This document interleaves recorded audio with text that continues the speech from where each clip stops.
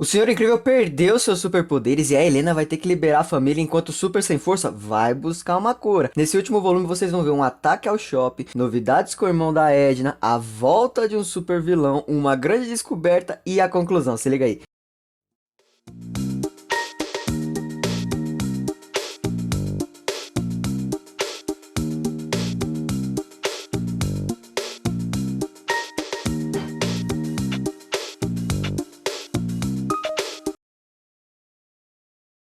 E chegamos no volume 2 e último dessa história, galerinha. Estão prontos para descobrir se o Senhor Incrível vai recuperar seus poderes? Sejam todos muito bem-vindos ao HQJ, meu nome é John e a capa desse novo capítulo é essa beleza da família incrível em pose de ação.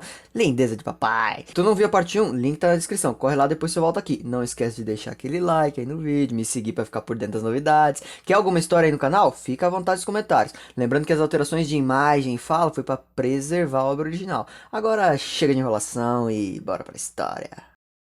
Relembrando o que rolou até agora, a família Peri enfrentou um super vilão chamado Futurion, que tinha uma bomba de involução que fazia os seres desevoluírem. Eles venceram o cara, importante lembrar, né, que o Senhor Incrível a essa altura já tava fraco. Acertou o cara, nem se mexeu. E ainda naquele dia eles estavam comendo uns doces ali pra aproveitar, né, o dia com os novos vizinhos. Quando durante a prisão do Futurion que tava passando na TV, eles percebem que ficou uma bomba pra trás no zoológico. Beto dá um pulo lá, quase morre. Gelado salva ele, conta que tá sem força. Depois vai no médico, não encontra nada nele. E nesse momento ele ainda não contou pra família que não é mais super. Mas aí quando eles vão resolver um BO envolvendo um ônibus escolar e uma pedra gigante que necessariamente precisava da força do meliante, a verdade vem à tona. A mulher elástico, Helena, ou Senhora Incrível, se você preferir, assume a equipe e manda o Beto ficar em casa até eles descobrirem o que estava rolando com os poderes do Pimentudo. John, mas essa história é canônica? Tua resposta tá lá na parte 1, vai lá procurar. E esse capítulo começa com a Violeta trocando umas cares ali com o Alex, aquele filho da vizinha. Eita, nossa, cadê o Toninho, rapaz? E o Flecha só de olho enquanto o moleque. Já tá chegando na idade do Brasil, né? Cara, enquanto a Violeta tá mandando o sangue do menino pro lugar errado, o Beto tá batendo o olho no álbum de figurinha dos antigos vilões, né, que ele enfrentou. Aparece até o Síndrome e a Mirage nessa brincadeira. E ele tá repassando o álbum, tipo, investigando pra ver se não descobre se foi algum super vilão dele, que fez essas paradas aí pra tirar o poder dele e tal, sabe? E aí, daquele jeitão lá dele, ele começa até a se gabar, né, que a lista de vilões dele, né, super vilões, né, é sensacional, ele é o modelo da família, não sei o que. A Helena rebate, né, ô Johnny Bravo, eu tenho um super vilão top também, mas ele nem dá moral, porque esse é o estilão dele mesmo, né, quem assistiu o filme, você lembra que ele tem essa...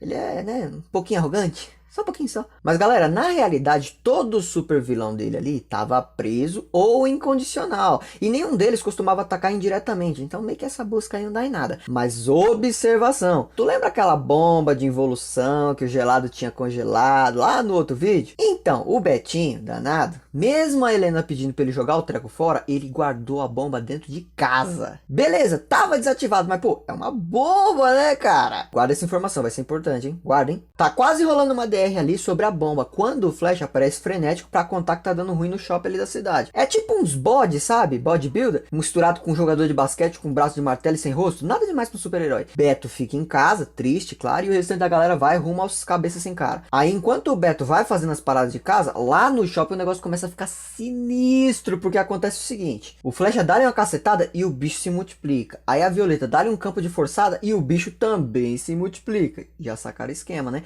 Os bichinhos estavam aumentando de número na paulada. E atenção, eles aumentavam de número e diminuíam um pouco de tamanho. Tamanho e estatura, sabe? O Beto tava acompanhando pela TV com o Zezé, comendo os biscoitos lá da vizinha, e tentou ligar para avisar. Só que no meio da trocação ali, a Helena nem conseguiu ver o cara direito, né?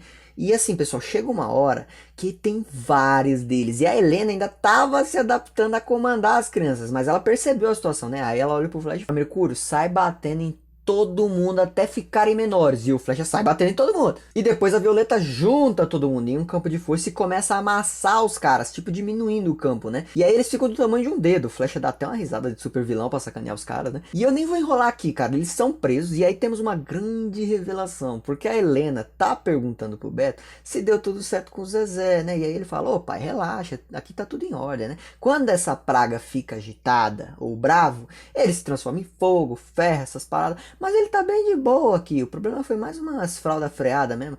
Pra ser sincero, hoje ele nem usou os poderes. É nada, bichão! Nessa hora o Beto se toca, só ele e o Zezé tinham comido o diacho daquele biscoito velho de chocolate belga do sul da Itália, bem na divisa com Marrocos. Mano, não dá outra. Ele corre com os biscoitos pro laboratório lá do irmão da Edna e faz uns testes. E o cara fala, realmente tem umas paradas estranhamente erradas nessa fita desse biscoito aí. Meu, tinha uma espécie de substância que drenava os poderes nas bolachas, torta, bolo e tudo quanto é coisa que eles andavam comendo ali. Só que vocês se lembram de onde veio essa comida, né?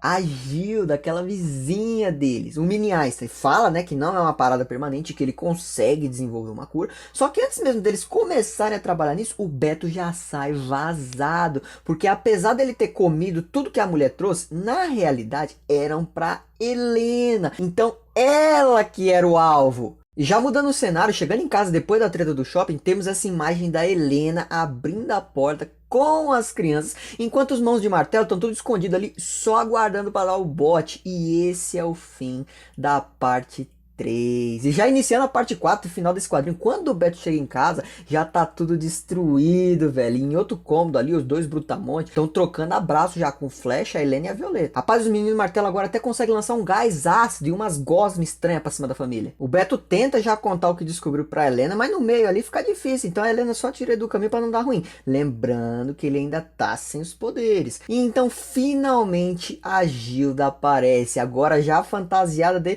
Organa, a senhora das armas químicas. Pra quem não tá entendendo, é uma super vilã da época da Mulher Elástico, né? Quando ela ainda tinha carreira solo. Como quase todo super vilão de história infantil, assim que ela aparece, ela já começa a revelar, né, que de cara ali que desenvolveu, né, uma fórmula química para anular os poderes quando ela saiu, né, incondicional da prisão para poder se vingar, né? Atenção, ela vai falando isso enquanto vão quebrando a casa. Ai, mulher, eu queria tanto enfraquecer a Helena ali, ó, pra poder ter minha vingança. E o buchudo de vermelho comeu tudo e blá blá blá. Conta que ela criou os mãos de martelo sem cérebro com a ideia de destruir tudo que tivesse na casa com a família dentro. E falando em família, a da Gilda até aparece ali na hora. E nem entende nada porque que tá todo mundo fantasiado. Eles nem sabiam que a Gilda era uma super vilã. Vocês já devem ter reparado que o negócio tá saindo do controle, né? A Helena é acertada pelo gás e desmaia. E a família da Gilda é pega pelas criaturas. Esses vilão amador é embaçado, cara, não tem controle de nada. Nessa situação, o Beto volta a ser o líder, né, já que a Helena tá fora de combate. Cochicha alguma coisa ali pro Flash, que já sai correndo dali, e o Beto corre pra tentar salvar os vizinhos. Agora, bora mudar um pouco o cenário, porque o Flash correu pra prisão, onde tava o Futurion, aquele cara que tinha sido preso lá no começo da história. E lembra que eu pedi pra vocês guardarem uma informação? Lembra qual era ela? Ele levou junto aquela bomba de involução quebrada que o Beto guardava em casa como souvenir pra cela do traficante. Meu, quando o cabeça de lata vê a bomba quebrada aparecendo do nada na frente dele, ele já começa a ajustar uns fiozinhos ali pra consertar e conseguir fugir. Mas aí, assim que ele conserta, o Flecha que tava na moita cata o negócio e volta vazado pra casa. A essa altura, o Beto já conseguiu libertar os vizinhos e tava tentando não morrer por ali. Então, quando o Flecha aparece, ele joga a bomba no meio dos braços de martelo e da Gilda.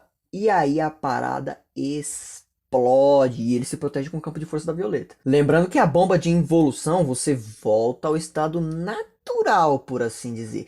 Então os brutamontes viraram ingredientes químicos, já a Gilda, meu irmão, virou um macaco, cara. Olha o macaco! Os criadores pegaram a teoria da evolução das espécies e tacaram aqui nessa história sem dó. Polêmico, hein? 2 semaninhas depois, eles estão reformando a casa, né? Betinho já tem até os poderes de volta. E o Flash recebe uma carta do Zeca. Pagodinho? Não, aquele menino que brincava com ele. E ele tá contando, né? Que sua família e tal, tá todo mundo bem. Apesar dos quilômetros, né? Que eles estão afastados da cidade, né? Se afastaram até pra ninguém fazer perguntas sobre a mãe deles ter virado um macaco, né? Mas, tipo, a bichinha era super esperta, fazia as paradas em casa, tava super arrependido, né, de ter colocado a família deles em perigo, tal, não sei o que, aqueles negócios, sabe? Meio que tava tentando se redimir. E é interessante a Helena não ter levado a Lincana, né? Mas isso me fez lembrar dos animais zoológicos. Se a Gilda permaneceu assim, os animais do zoológico também. E o quadrinho só fala que eles voltaram pra cela, enquanto a Gilda, né, o Dr. Sunbridge, irmão lá da Ed, né, tava buscando uma cura ainda. Pontinha solta, hein? Beto tá até tendo uma conversa com a Helena, né? Que ele tá se esforçando pra ser mais transparente com a família dele e tal, né? E tipo, ninguém ali ficou muito feliz com esse final da Gilda e da família, né? E mais ainda por ser uma super vilã à solta que pode se revoltar no futuro.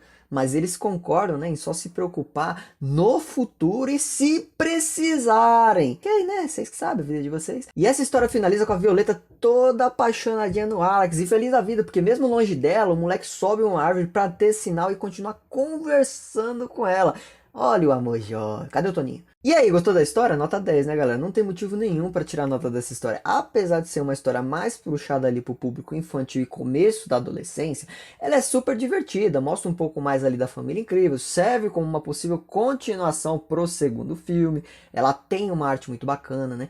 Não é difícil de ler, uma leitura muito simples, né? Ela é bem amarradinha, apesar de ter umas pontinhas meio soltas, mas nada que atrapalhe a história principal. Diferente, por exemplo, do jogo de 2005. Quem aí se lembra do jogo para Play 2 de Os Incríveis, lançado no ano seguinte do filme, mostrando o encontro com o escavador, que a gente conheceu lá no final do primeiro filme. Eu joguei muito esse jogo na versão de PC e por muito tempo ele foi a única continuação de Os Incríveis que nós tínhamos. Mas o lançamento do segundo filme praticamente invalidou aquele jogo, já que o filme mostra uma ideia totalmente diferente do que rolou no jogo. E esse quadrinho foi lançado antes do segundo filme, assim como o jogo, mas até o momento, pelo menos, o filme não invalidou essa história. Na realidade, ela mostra um pouco mais, né, de amadurecimento e conexão ali do Senhor Incrível com a família, né? Como se fosse uma continuação mesmo do segundo filme, já que isso rola por lá também.